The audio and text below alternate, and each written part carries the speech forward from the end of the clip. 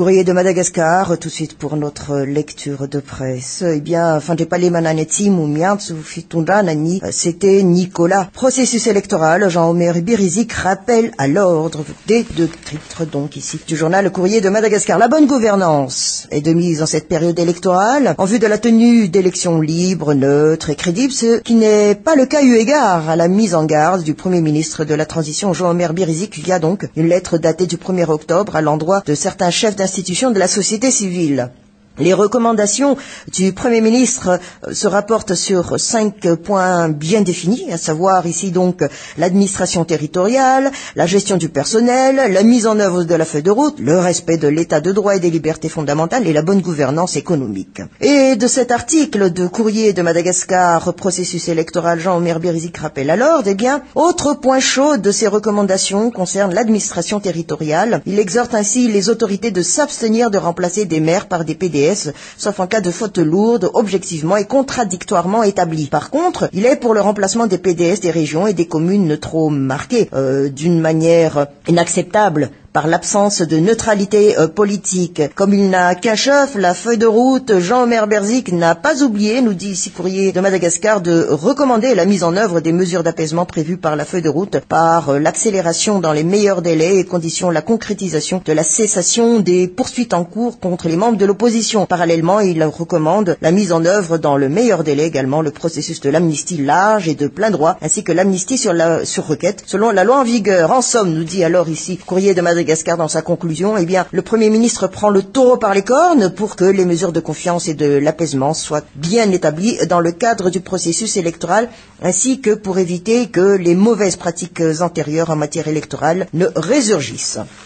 Le journal La Vérité, Coliseum d'Antsoubé, le 19 octobre, réservé depuis le 26 mai 2013. C'est ici le titre mis à la une. Mais voyons plutôt ici, du côté des délégués de vote, un autre problème majeur pour les candidats, nous dit ici en titre le journal La Vérité en page 3. À plus d'une semaine de la tenue du premier tour à l'élection présidentielle, l'amiral Didier Rattierck exprime son acharnement pour bloquer le processus électoral, mais d'aucuns trouvent que c'est une entreprise difficile à réaliser, notamment une quinzaine de jours J, et les organes qui se chargent de l'organisation des élections continuent d'agir dans ce sens, et les candidats en lice n'envisagent en aucun cas de suspendre leur campagne électorale. Et puis parlant justement de leur représentation à travers l'île, eh bien, là donc un autre problème réside. À noter que le président de la CENIT, Béatrice Atala, fait savoir qu'après la dernière opération de dédoublonnage, le pays compte 20 001 bureaux de vote ont pu être établis dans 18 270 Funkoutan existants.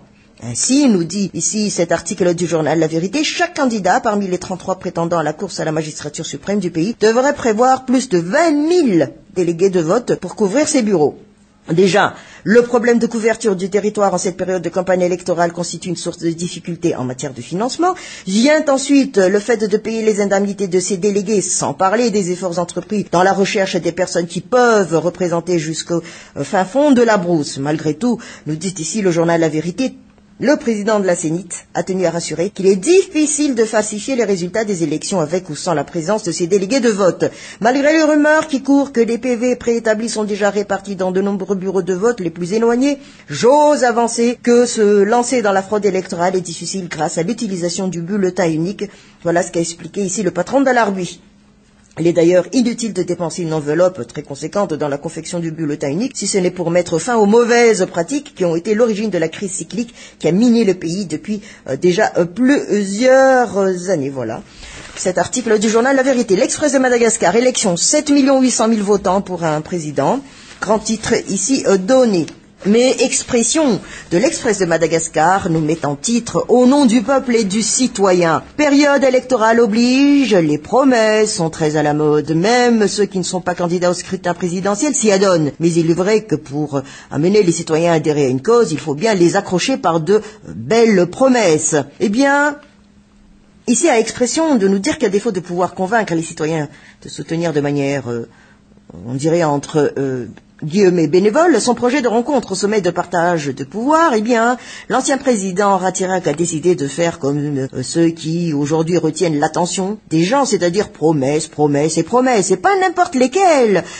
Surplante ici expression de celles qui font saliver les plus crédules. Eh bien, en chiffres, 40% de hausse de salaire pour les fonctionnaires. Le même taux appliqué à la pension des retraités et aux bourses d'études tant dans les universités malgaches que pour les étudiants boursiers de l'État à l'étranger. Une rémunération d'au moins de 125 000 arrières pour les travailleurs du privé et 125 000 logements à construire sur 5 ans, soit 25 000 logements par an, sans parler du 1 500 000 emplois qui ne manqueront pas d'être créés. Pour un non-candidat en campagne anti-électorale, nous juge ici expression, il faut le faire. Il doit penser lui aussi que c'est le seul moyen d'avoir l'adhésion des électeurs à son projet. Se voulant sans doute moins démagogue que les autres, il n'hésite pas à répondre à la question « comment ?». Question à laquelle beaucoup de candidats n'ont pas de réponse, nous fait remarquer ici expression. Eh bien, Didier Rattirac, lui, sait. Des investisseurs étrangers prêts à mettre 2 milliards de dollars par an sur 5 ans, avec comme seule contrepartie une entente de partage de pouvoir entre les Malgaches financeront, semble-t-il, ces projets. Mais l'amiral n'en dira pas plus, nous dit ici expression. Côté transparence, voilà le mot, il est bien comme tous les autres, pas question pour lui de donner des noms, l'opinion le saura bien assez tôt, estime-t-il aussi, ce sera, semble-t-il, au moment où l'accord sera sur le point d'être signé, au moment où aucune machine arrière ne peut être possible, si ce n'est pas vouloir mener le pays vers une autre incertitude. Toujours de expression de l'Express de Madagascar, ceux qui veulent aller à l'élection du 25 octobre savent au moins où mettre les pieds. Ils ne sortiront peut-être pas le pays de la crise, mais la transition avec un régime non élu devrait prendre fin. Et s'il faut, après gérer 31 frustrations multipliées par le montant des dépenses engagées durant la campagne électorale, avec toutes les tensions que cela ne va pas manquer de susciter, il est une principale certitude. 2 personnes au moins sortiront du lot et reflèteront le choix des électeurs, nous dit ici. Expression de l'Express à Madagascar. Le journal Les Nouvelles, Bonne gouvernance électorale, rappelle alors de Bérizik, de son éditorial, que les élections se tiennent. C'est le titre ici donné à l'éditorial. Amiral sans navire, coureur éliminé avant la course. Didier Rattirac est désemparé, constate ici l'éditorialiste du journal Les Nouvelles. L'ancien président a joué sa dernière carte, et on le comprend. Il a fait une campagne électorale sans être candidat. Et visiblement, l'homme à 400 têtes et aux 7 langues n'est plus que l'ombre de lui-même. Sa prestation télévisée est certes truffée d'humour, de belles phrases, mais dénuée de sens, qualifie ici l'éditorialiste du journal Les Nouvelles. Sa faute à lui, c'est d'avoir présenté ces fameuses solutions à seulement quelques jours de la tenue du premier tour de l'élection présidentielle de la 4e République. Le processus électoral avance peut-être vaille que vaille, mais la préélection n'est pas sûre, notamment sur le plan social et politique. Un officier digne de ce nom ne discute pas les ordres avant de les avoir exécutés. Le moment venu, il ne fera que suggérer et non solutionner. L'amiral rouge devait être un bon connaisseur des rouages du système. Néanmoins, il fait quand même fausse route, non seulement aux yeux de ses admirateurs, mais surtout aux yeux d'un peuple qui en a ras-le-bol de belles promesses. Et de belles promesses électorales, il y en a certainement beaucoup durant cette campagne.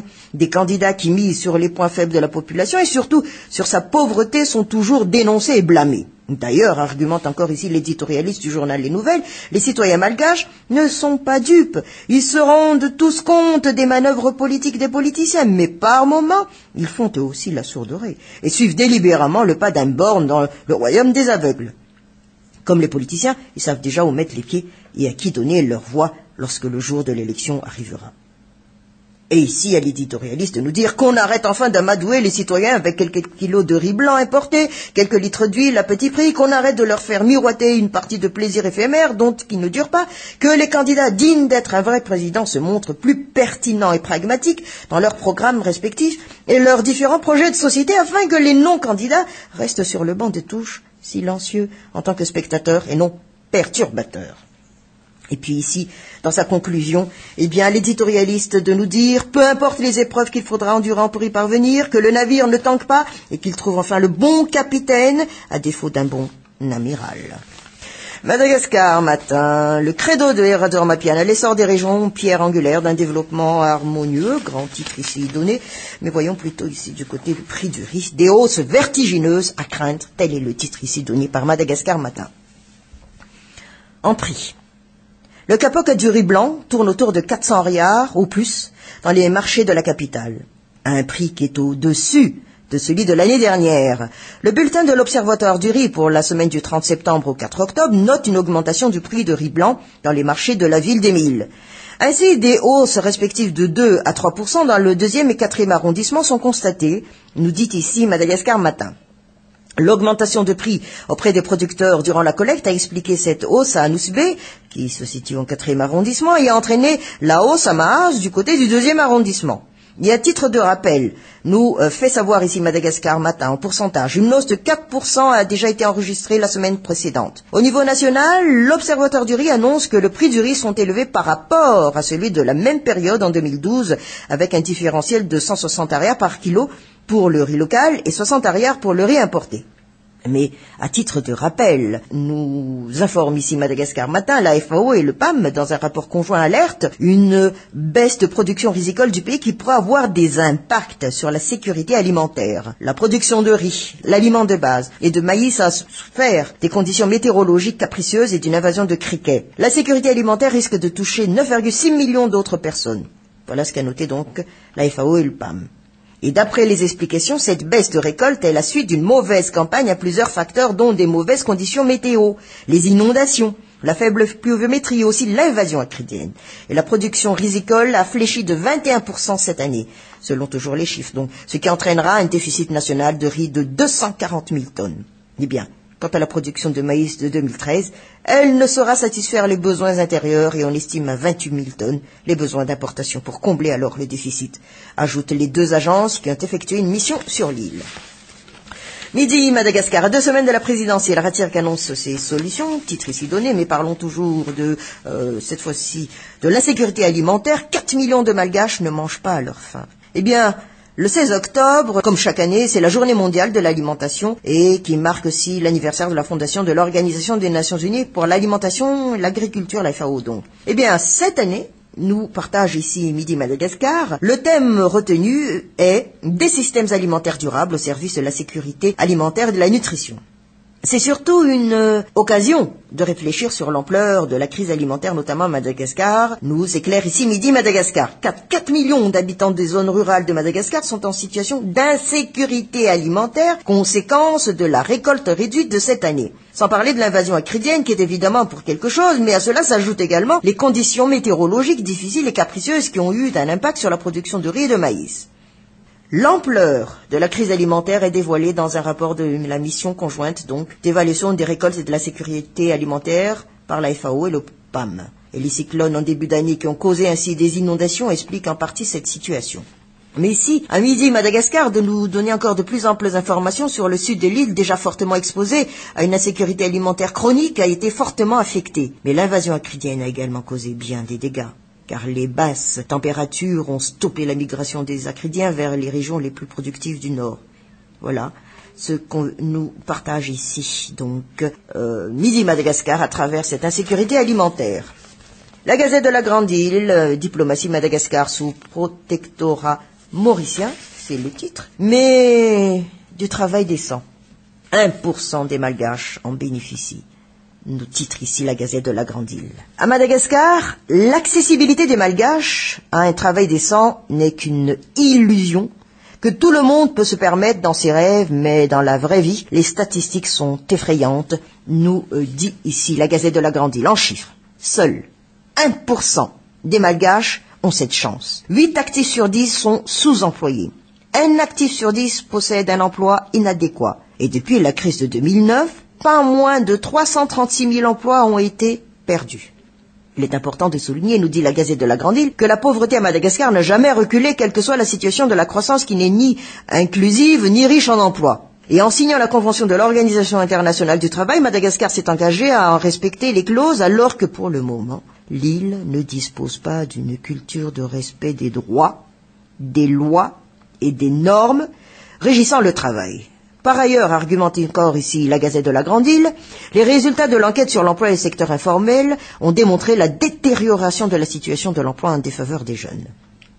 Ainsi donc, à l'initiative du mouvement syndical, le 7 octobre et depuis 2008, prescrit Journée mondiale d'action pour le travail décent. et dans le monde, les syndicats et toutes les organisations œuvrant pour le travail décent se rallient à une large mobilisation mondiale, plaçant l'homme au centre de la réflexion sur le travail. Pourtant, dans de nombreuses régions du monde, on constate qu'il n'y a ni salaire équitable, ni conditions de travail dignes au profit d'une vision de l'économie uniquement basée sur les profits. Et puis pour Madagascar, nous soulève encore ici la Gazette de la Grande Île, des mesures de redressement urgentes en termes de politique de l'emploi provenant du gouvernement et d'action de la part de tous les acteurs clés s'imposent pour éviter une génération perdue, voire une explosion sociale au pays. Et c'est la fin de notre lecture de presse.